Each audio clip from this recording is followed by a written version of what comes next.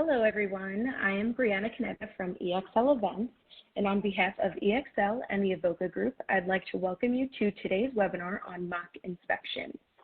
As many of you know, EXL and Avoca have an established partnership with the goal of providing the industry with valuable information through presentations at conferences as well as webinars like this one. There are just a few technical things I'd like to address before we get things started. To the left of the slides, you should see a Q&A box. If you don't, click Q&A on the menu bar at the bottom of your screen and it should appear. Please use this Q&A box to submit questions at any time throughout the webinar. We'll try to answer as many questions as we can during and after the presentation, but we have a lot of people on this webinar and it is likely we will not be able to address all of them within the allotted time. If your question goes unanswered, somebody from the Avoca Group will contact you following the webinar with the answer. To the right of the slides, you'll see a vertical banner for EXL's related event, the 8th Clinical Trials Inspection Readiness Summit, taking place on August 14th and 15th in Philadelphia, where Kristen Bennett will be giving another presentation. You can click directly on the banner to be taken to the website for more information, and you can take advantage of a special 15% discount off the standard rate using code webinar.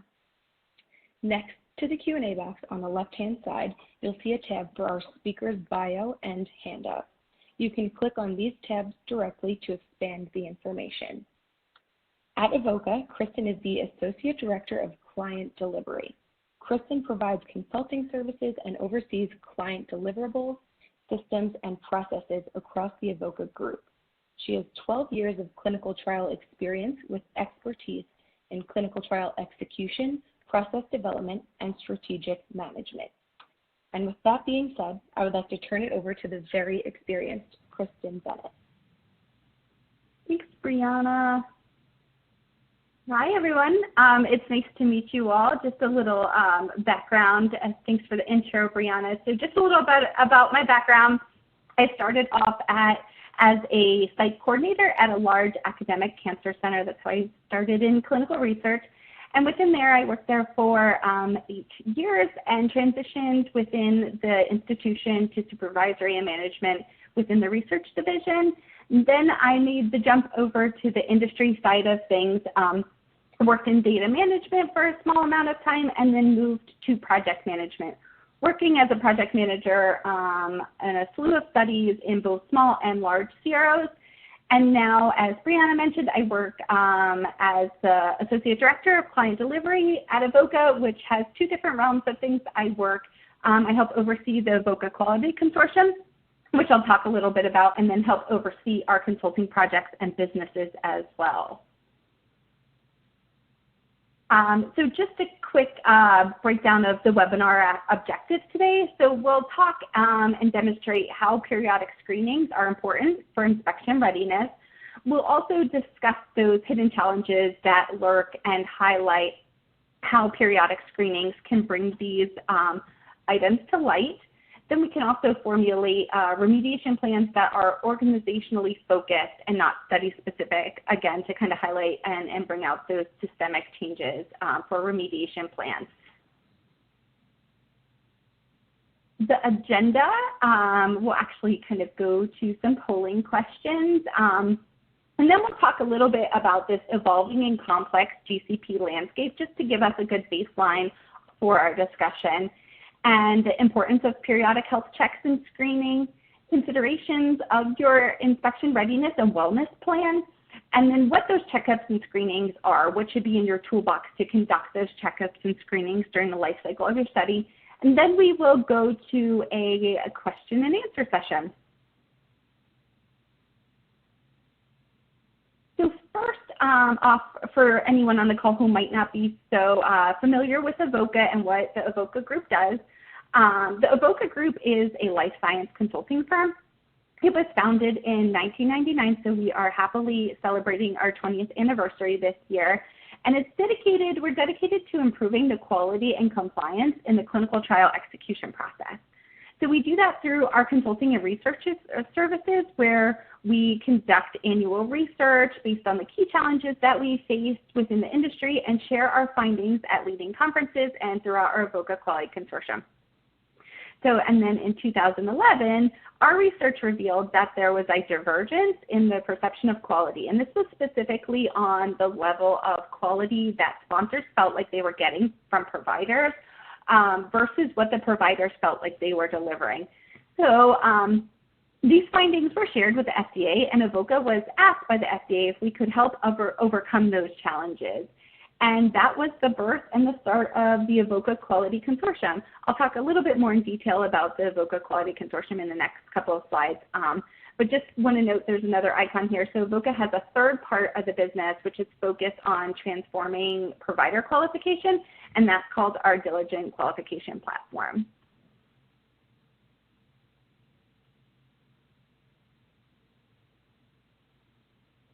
So this is kind of just based and give you a little overview about the Avoca Quality Consortium, which was established in 2011, like I had mentioned, based on information from the FDA, and since has developed over 450 leading practices for its members company.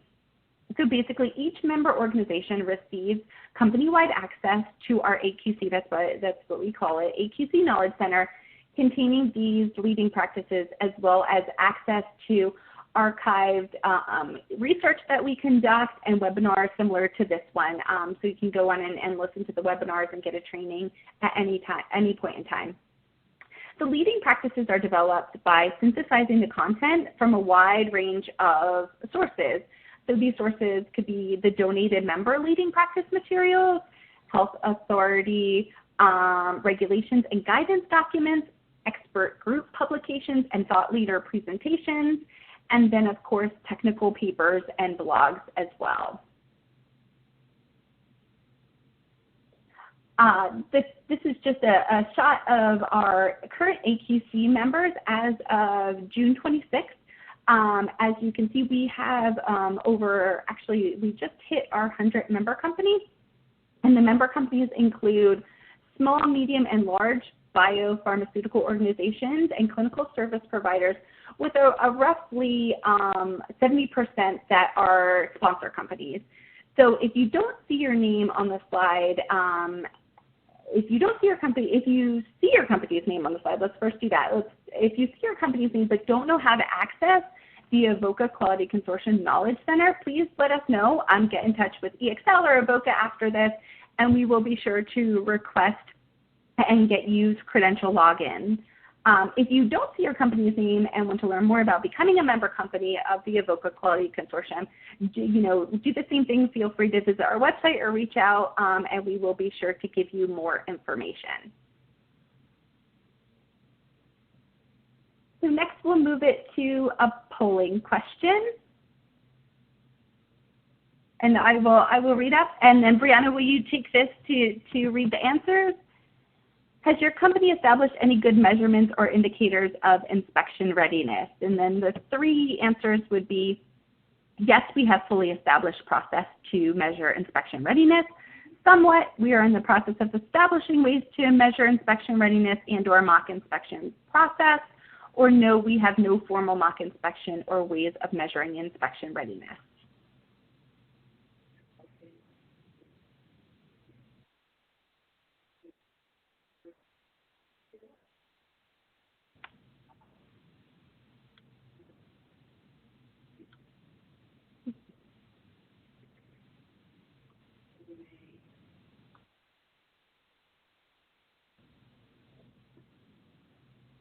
Just a bit of another minute for everybody to answer their polling question.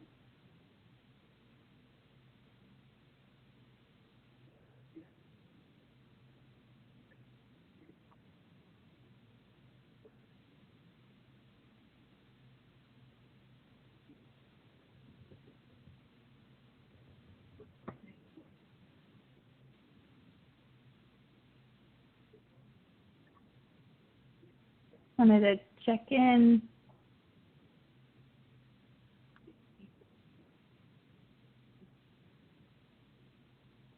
Okay, so just wanted to check in to see, I believe that this is just a slide, and apologies for some technical issues that it wasn't loaded as a polling question. So we're actually seeing that most people are answering B and C as somewhat and no, and we'll reach forward and continue to go on based on those answers, and you'll see that kind of aligns with some of even the data that is later in the presentation as well.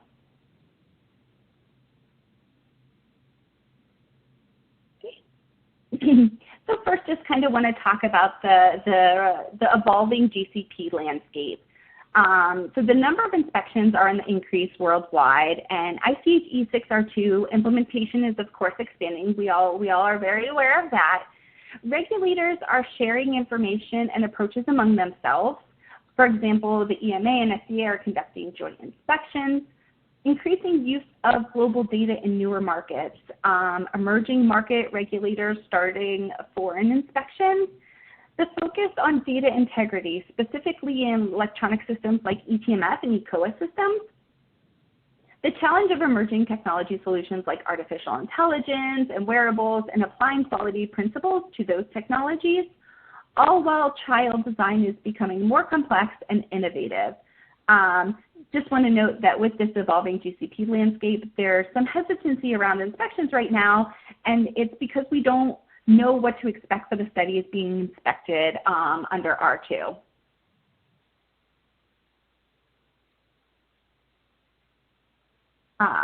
Then moving on to ICH E6R2, what has happened and why. So for the first time in 20 years, GCP has been updated to set a more modern standard for clinical study processes.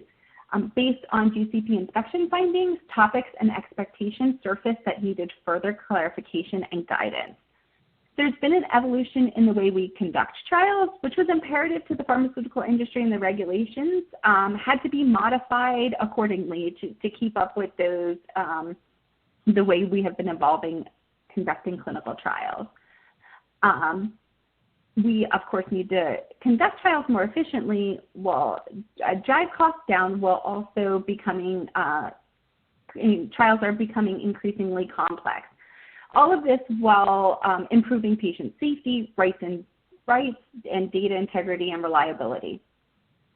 Along with the technology that evolves in our daily lives, technology is also evolving in clinical trials, which is offering important tools and opportunities. The industry is utilizing these new and better technologies, which allows us to use trial information in real time to make better and informed decisions. And then last, the regulations want to encourage innovation which will improve patient safety.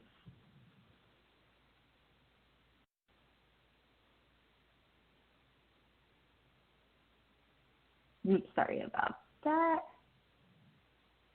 A little slow on my half over here. ICH E6R2 includes some very important changes that directly affect clinical operations. And here are the outlined changes. So proactive quality management, which also incorporates quality by design. The thought here is to minimize risk through planning to mitigate problems. So when making a decision in your trial, use the data and your tolerance limits for guidance, conduct risk reviews throughout the study of your trial. It should be an ongoing loop of risk assessment that continually reviews risk. The whole rinse and repeat type of fashion. This will allow you to assess risk early and deploy your risk-based strategies as well,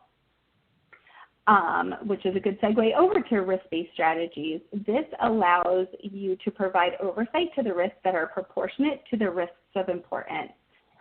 You've got to document the rationale for the strategy you decided to use, along with documenting roles and responsibilities and any oversight reports. The goal is to have a proactive and dynamic oversight system. So you want to have that ability to kind of move and groove so you can mitigate risk while you're doing your continual risk assessment.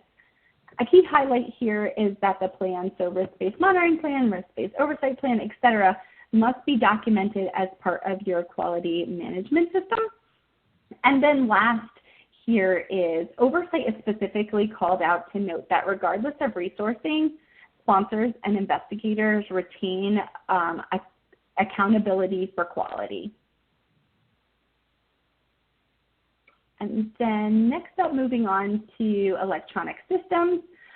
Quality control of electronic systems is through validated and qualified users and SOPs to cover those electronic systems regarding setup, installation, use, serious breaches. Regulators and any and all applicable local authorities have to be informed when noncompliance is a serious breach of protocol or GCP.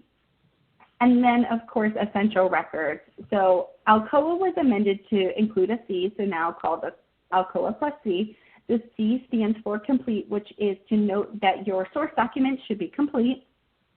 Also now some process documents, risk management plan, quality management plan are now being looked at by regulators. Monitoring activities should be traceable and documented. And then the CSR will document your quality management approach and your effectiveness of risk management. So this just lets us know that, with all of those changes, this is, ICAG 6R2 expects a more comprehensive and holistic oversight program that reflects risk-based thinking, so which incorporates that risk management into supplier selection systemically at all levels of the organization, prescribed risk management steps, proactive and proportional management of risks, database, repeatable, and objective risk assessments, and then, of course, auditable documentation. And then, as I kind of noted earlier, ICAG 6R2 takes evolution and technology into consideration and encourages sponsors to pursue innovative approaches. So we need to ensure that our inspection readiness efforts keep pace with that same philosophy, and this will be something that we talk about throughout the presentation today. So you need to be proactive with your inspection readiness approaches, and this is ensuring to deploy your inspection readiness efforts and activities throughout the life cycle of your study to be risk-based in these approaches. So focus on the things that matter, and then, of course, flexible and agile. So as you're focusing on things or studies that matter the most in that time, being able to kind of transition and redirect if and when needed.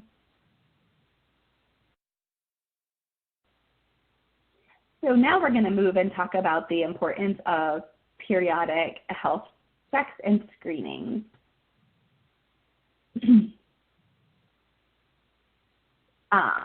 So first here, this is actually, I don't have to talk or note how important health matters for us, for people, regarding taking care of yourself and how important that is.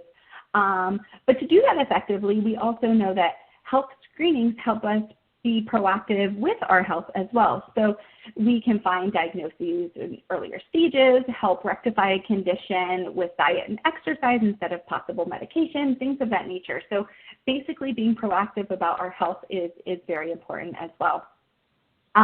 So this is an image from a publication from the Journal of Occupational Environmental Medicine that demonstrates the importance and benefits of a health screening in the corporate world. So basically it notes that when you integrate health and wellness screenings into your corporate wellness plan, the benefits are numerous, and they start at, the benefits are also for the employee and for the employer. So health risks will be reduced. You will improve the health status of your employees. Total health care costs will be reduced, and productivity and performance of your employees will also improve as well. So all very good benefits that are numerous if you incorporate this into your corporate wellness plan. So moving right along, we'll do another quick polling question while you kind of think about the benefits of screening, and then I'll be able to relate them back to inspection readiness in a minute. But the first polling question, the second one, is how important is it to your company to be better prepared for upcoming inspections? Basically with that less stress at the last minute. So A, this is one of our top priorities. B, this is important but not our top priority. C, somewhat important. And D, not at all important.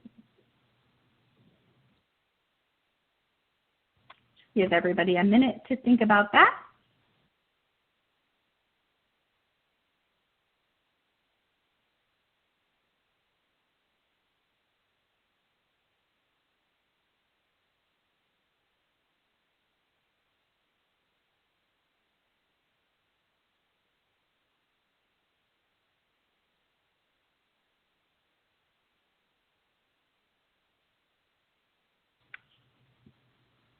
So we're getting some feedback that the responses that are coming in, we're getting lots of A's, which makes a lot of sense while you're on the webinar, of course, that this is definitely one of your top priorities in terms of being proactive in your inspection readiness efforts.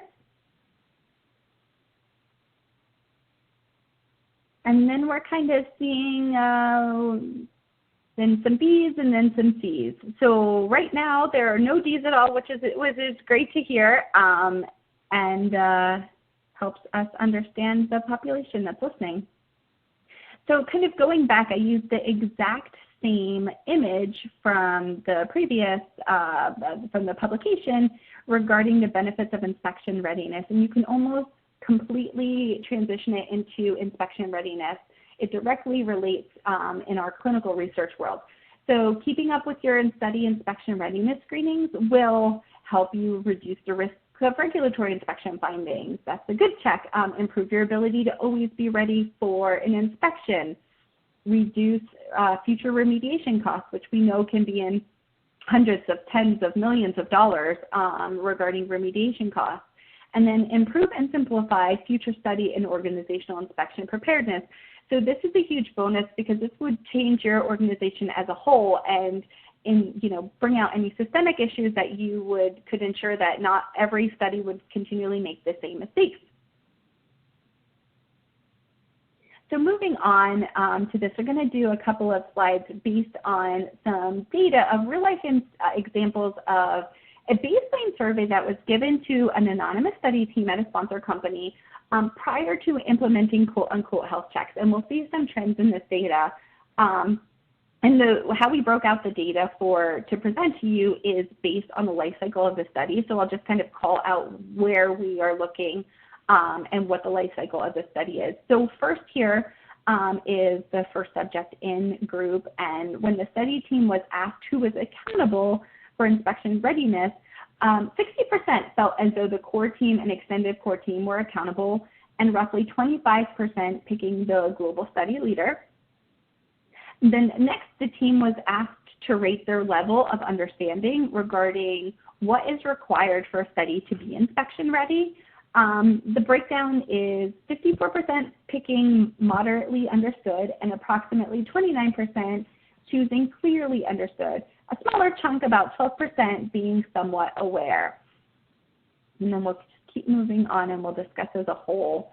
For the maintenance studies, 69% of the core study team felt that the core study team and extended team were accountable for inspection readiness, and 21% picking the global study leader. The remaining 16% felt that the core study team was accountable. So the breakdown is similar to kind of what was seen at first subject in as well.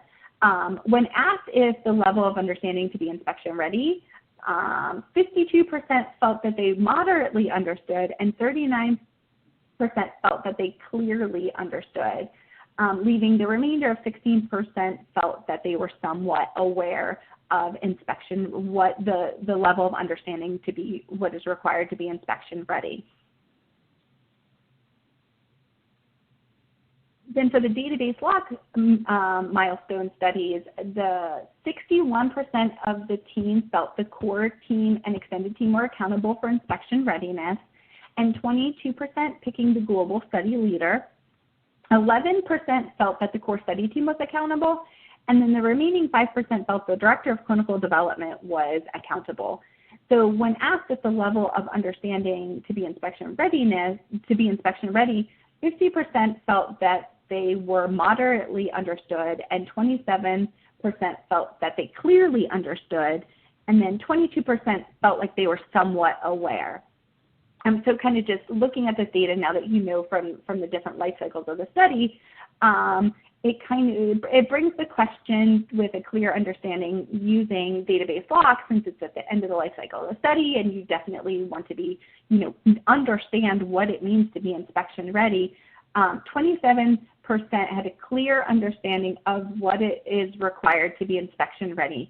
And that's when we kind of just have to sit down and think at database lock, is 27% have a clear understanding of what it is to be inspection ready? Is that acceptable? what are ways to kind of rectify this? And this is why that the health checkups throughout the life cycle of the study are important. You would most certainly, obviously you would want, at database lock, it to be all blue with clearly understood.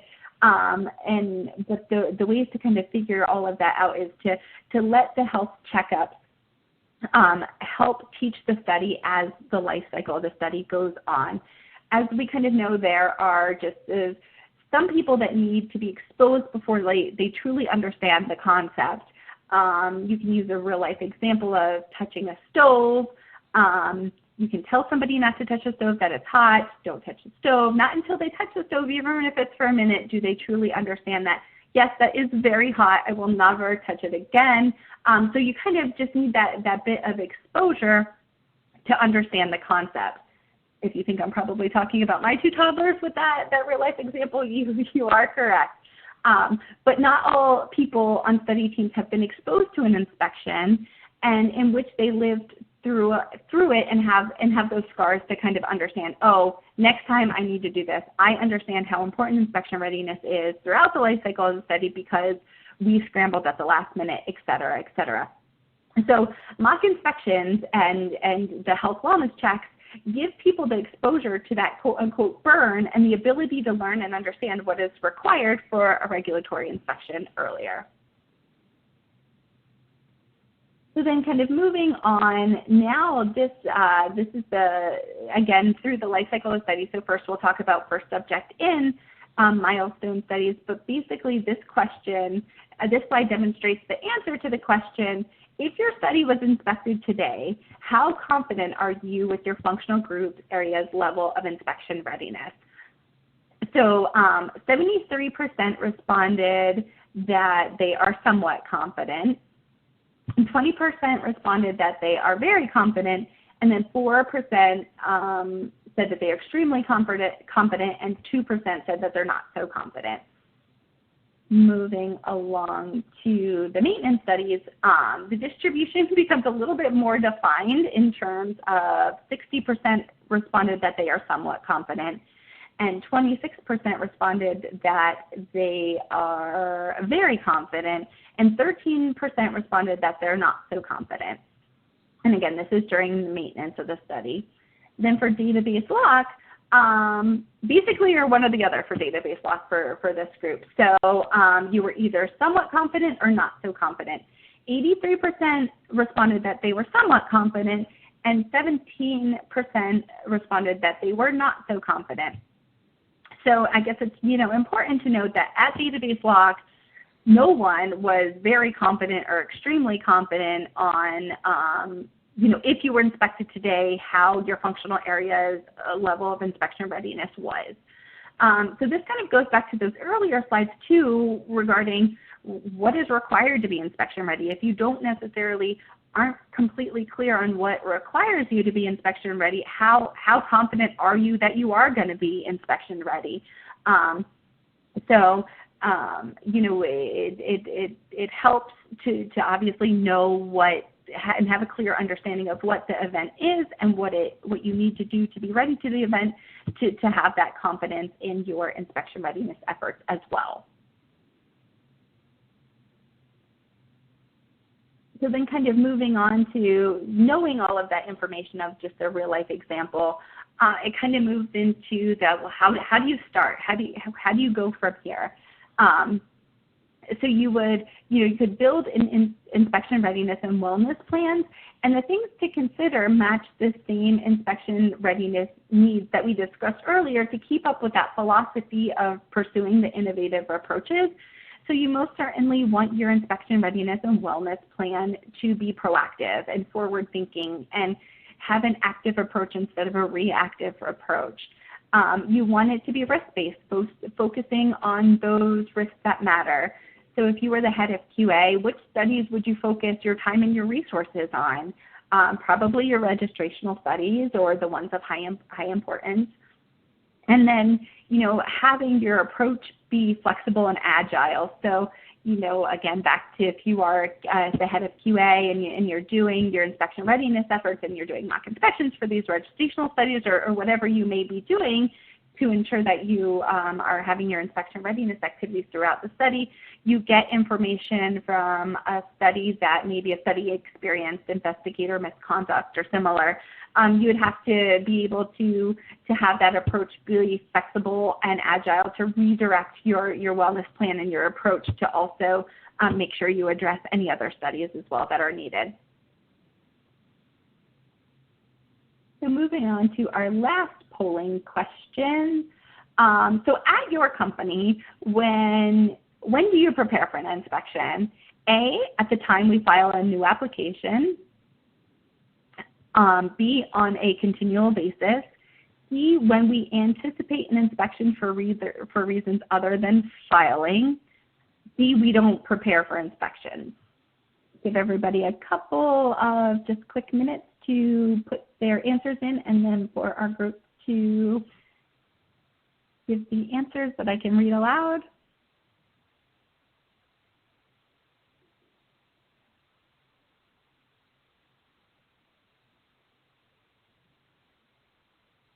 So we're seeing so far initial results coming in that mainly B. So just a couple of more minutes.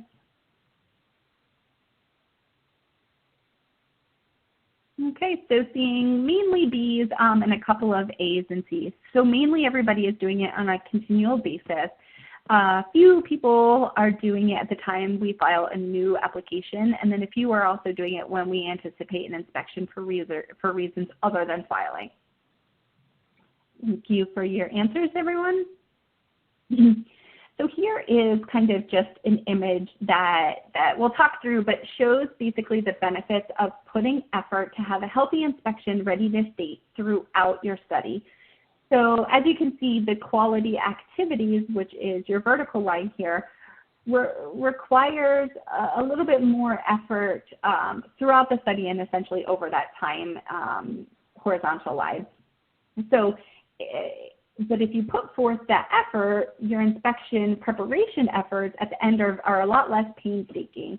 So we like to call this kind of that activation energy to get you to the state that you need to intend, which is gonna be what gets you to be inspection prepared for your inspection, actually is a lot less if you prepare over time and you put more effort in those real-time quality activities.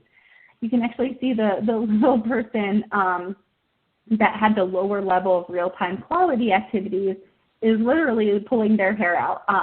And the activation energy needed after the inspection is announced is so much greater that since there was less time, or so there was less real-time quality activities conducted over the time of the study. You can think of it as a real-life example of you cleaning your room or cleaning your car or cleaning something. You know, if you clean up, if you do your laundry a little bit over the week, you don't have a ton of laundry on Saturday. But if you let your laundry build up, your whole day Saturday is going to be doing laundry. And then kind of when we look back at that data and those real life examples, there was a lot of people who weren't really sure what inspection readiness looked like. They didn't actually understand or have a concept of what it looks. If you do those real-time quality activities, they will know earlier. They will know what was required and what is needed, and then they will be working towards those activities as you go throughout time. So this next one is just basically the inspection readiness and wellness plan considerations. So these are things to kind of chat about while you are considering and making your wellness plan. So standard inspection readiness plan and roadmap. So just kind of have a plan and have it roadmapped out. You want to tailor it for each trial in tandem with the risk assessment as well for that trial. You want to revisit when new risks or timeline changes come up throughout the study. You want to be able to identify the appropriate inspection readiness actions based on timing, based on that risk as well. You want to outline the process for tracking and communicating and the new risks that come out. And then this also, you want to include a feedback loop for organizational improvement. So if you're noticing something throughout a specific study that could potentially be a systemic problem or a problem for a subset of other studies, whether it's for, the phase 1 group or the early phase group, whatever it might be, you want to make sure that that is getting disseminated throughout the organization so improvements can be done systemically. And then you also want to describe the expectations for lessons learned activities. We'll talk a little bit more about lessons learned towards the, in the next couple of slides as well, but you most certainly want to share those lessons learned activities throughout so everybody can so other studies can make improvements as well. Or if it's an earlier phase study, you want to make sure that, when phase 3 is conducted, that the same mistakes aren't made as well. And here's just some items to kind of consider regarding mock inspections.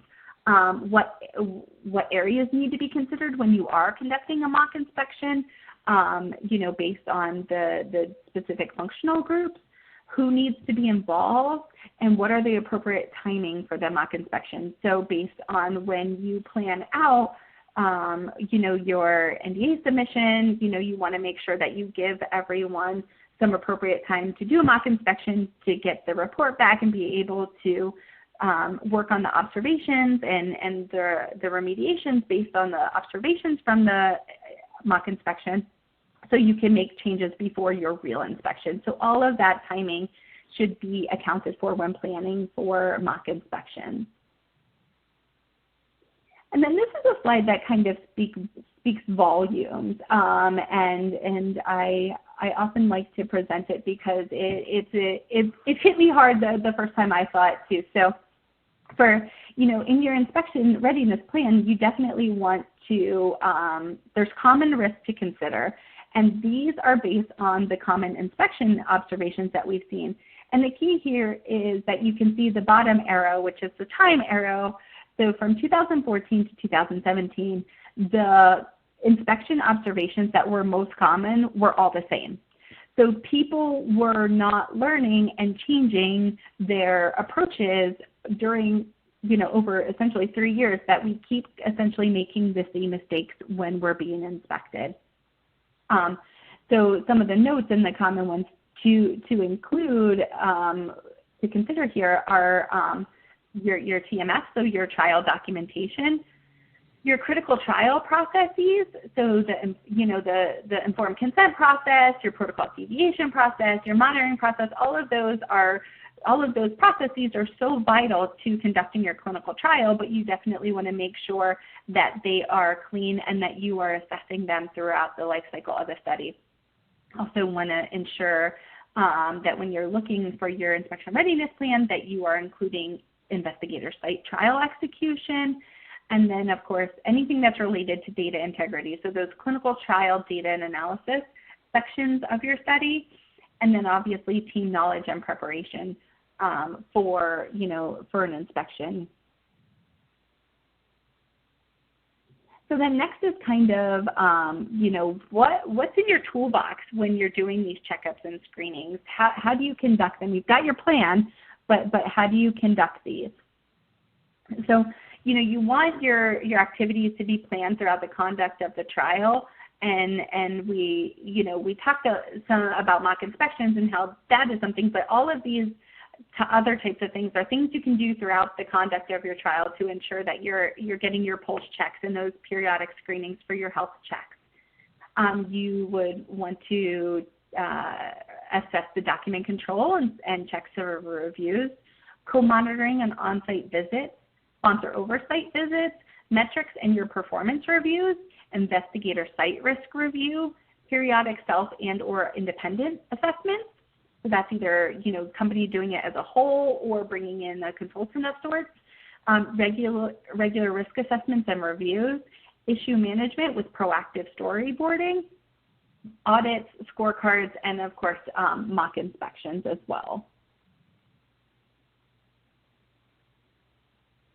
So some of the results. So basically, what do you do when you do these health checks and your results, aren't great? What are ways that you can kind of fix things and change them, throughout as you're checking throughout the life cycle of your study? And here are basically some of the hidden challenges that you can find when you do employ those health checks. So you would find out earlier that your project teams are not trained in inspection, interviews. So that's a big thing, because that is something that is not an easily learned process. There definitely is training that's needed, and mock inspection interviews should be conducted. You would learn earlier that the study documentation is incomplete, missing, and/or inadequate. It's one line, but it's a big deal. You would most certainly want to know that earlier than later. Study activities are not being done in accordance with your SOPs or by the protocol. Your processes are unclear. You find out that, there's often a form you should be using regarding the SOP, but the form doesn't exist, something of that nature. You would be able to find your process gaps earlier. Your study oversight and risk management activities are not effectively identifying and mitigating risks as they should. So this is a huge thing, as you would want to make sure that your risk management activities are on par, but you would be able to know if you're not worrying about those risks that matter, or you're focusing on all of the risks instead of your risk-based strategies, things of that nature. And then, of course, inadequate documentation of transitions, handovers, things of that nature. You often hear so often, well, we went through 6 project managers, or the CRAs turned over so quickly, and we don't have any documentation of it. So all of this you would learn and be able to kind of deploy strategies to help rectify this, and not be scrambling when the inspection is announced. The next step is the remediation plans, and then this is kind of, you tie back to what the goal is, and of course the goal is the effect on the organization. So it's just not to correct the study that is potentially going to be inspected, but it is to ensure that your organization is learning as a whole. So you can ensure that anything systemic is getting nipped in the bud as soon as possible. So you'd want to create a library of lessons learned, and that future teams can kind of access as they plan a new project or the new phase of the project. You want to reduce the likelihood of repeat offenses. You don't want to each of your study teams just doing the same incorrect thing over and over again. Also, you want to share the love. You want to be able to replicate the practices or ideas or things that worked for a specific study team. You want to, if it worked for group A, let's make it through B through Z as well. So you want to make sure that you, define that feedback loop to continual improvement, and then that allows for operation excellence initiatives as well. You want to improve conformance to the budget and the timeline, obviously, to improve the quality of future project execution. And then you want to reduce the numbers of negative surprises and repeat observations on future projects. So you don't want to continually have those negative surprises keep coming up. It allows a systemic change as a whole.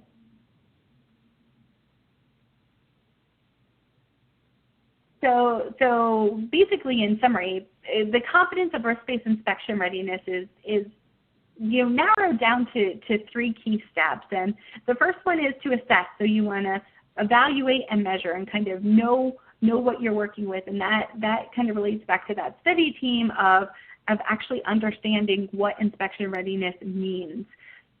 And then once you know what your current situation is regarding your measurements and what your status is, your current state, you're able to take targeted actions to help rectify those issues. And then basically you just want to keep repeating to keep the resolutions and to make sure that you are continually improving and being inspection ready. So next we will move it over to the question and answer section. Yes, Kristen, well, thank you, first of all. Great presentation. And we have gotten several questions while you were presenting. So I'm going to start with the first one. Now this pertains to something that you mentioned. You talked about feedback loops. Can you provide examples of feedback loops, such as, updated SOPs, updated study plans, etc.? Yep. So a feedback loop is just kind of ensuring that everybody knows what happened, and whether we talked about it a couple of times now, even just most recently, which I know wasn't the exact slide that was referenced, but just ensuring that everybody knows whether it's a positive thing or a negative thing, and that feedback loop, as an escalation point too, to understand that management knows as well, so organizational change can be made.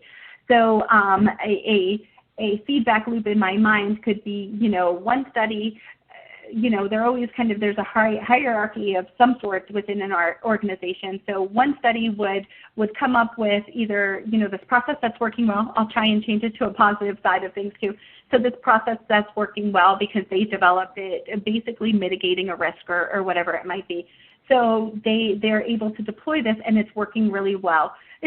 It's helpful to them, but if their partner on the next side and the next cubicle isn't doing that and can deploy it as well and it's effective, they all need to discuss. So I would imagine the study could tell the department manager could tell the division manager, however the hierarchy is in the organization, but just most certainly understanding that, the escalation point of communication. Okay, great. All right, another question about something that you touched on. What is your experience with storyboards to use during an inspection? And does Avoca have a template? Okay, so first off, storyboards are vital to use during an inspection. It gets everybody, it takes a lot of investigation, but it often helps you build that inspection readiness, kind of the plan of knowing exactly what the problem was, what we did, and how do we explain this instead of coming up with, everybody has a different story and things of that nature. It gets everybody together with a cohesive plan. It is most certainly an item that I think is definitely vital to being inspection ready, because no study is done completely perfect where you don't have, oh, that's right, this happened and then that happened and then this is why we did it. And nobody can remember, 2 or 3 years worth of information, especially if it was an issue that snowballed and changed and things of that nature. Avoca does have a storyboard template that we do use very, very much. We use it in our consulting agreements as well in terms of, helping people get inspection ready. To the person who asked that, feel free to just reach out. If you are a member and you don't have, you can't find a copy of the storyboard template, we would be happy to most certainly help you out with that as well. Okay, are you ready for the next question, Kristen? Sure. All right, what is the scorecard that you talked about? So the scorecard is a template that also allows you to score yourself regarding your inspection readiness activities. So we could even talk a little bit more offline specifically about that, but it's definitely an item to see where, to score yourself so you do have that pulse check on where you are. It gives you that standard, this is where we are and this is our current state and this is our desired state. Okay, thank you. The next question comes in from a participant who says that they have reached a point where they feel inspection ready, and they want to know how soon mock inspections should begin. Sure. So it's a great stance to be where you feel your inspection readiness, so I applaud those efforts for sure. Typically when we are contacted regarding mock inspections, they are either within the year before, depending on when the filing is, and I'll just use it, filing in January of 2020, we typically get requests actually about now for mock inspections. 6 months prior to NDA filing, because you know at that point the time clock is on to be inspected. So I would say 6 to 9 months prior to NDA filing is probably ideal. That gives you the opportunity to get the mock inspection done, to get the report in, find the observations, rectify the observations, and just kind of ensure that all your T's are crossed and I's are dotted and you're all ready. So it gives the life cycle of the mock inspection and time to actually rectify the observations.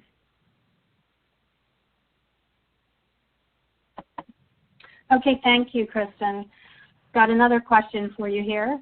Is there any data to suggest that just-in-time inspection training is better than regular periodic training versus, oops, I'm sorry, I lost the question there. Oh, on inspection readiness.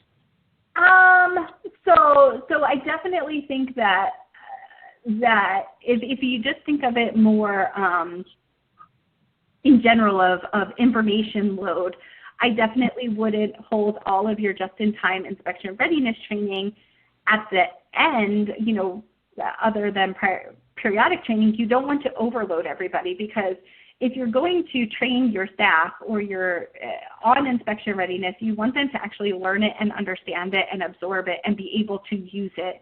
So if you do it just in time at the time that an inspection is announced or you're filing or whatever it might be, you're kind of shooting yourself in the foot, in my opinion, on that, because you're overloading your staff with knowledge that they should actually know for the efforts that they're doing at the time, along with all the other activities that are included at that just-in-time inspection time point of the study. So I definitely would think that periodic training is, especially on inspection readiness, because we're going to go back to that group that a lot of them weren't even really completely understanding of what inspection readiness looks like.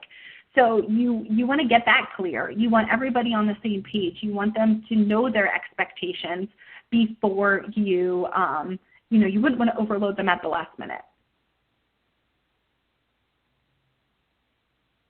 Okay, thanks, Kristen. And one more question here for you.